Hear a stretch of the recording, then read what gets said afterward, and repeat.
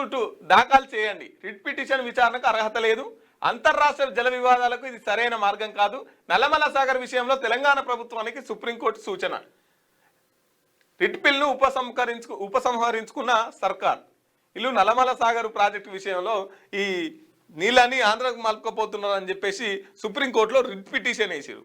ఆ రిట్ పిటిషన్ని అది కాదు ఇది కూర్చొని మాట్లాడుకోరి, లేదంటే సూట్ దాన్ని సివిల్ సూట్ను దాఖలు చేయండి అని చెప్పేసి సుప్రీంకోర్టు చెప్తే వీళ్ళు సంహరించుకున్నటువంటి పరిస్థితి. వీళ్ళకి తెలియదా మరి ఈ రిట్ పిటిషన్ చెల్లదా అని చెప్పేసి వీళ్ళకు లాయర్లు లేరా మరి?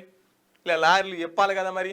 అంటే ఈ గ్యాప్లో ఈ సివిల్ సూటు దాఖలు చేసి తీర్పు వచ్చే సమయంలోనే అటు ప్రాజెక్టు కంప్లీట్ అవుతుంది, ఉన్న నీళ్ళని అటు మలుకపోవచ్చు. ఈ కుట్రకు తెరలేపిరని చెప్పేసి బీఆర్ఎస్ పార్టీలు మాట్లాడుతున్నటువంటి మాట.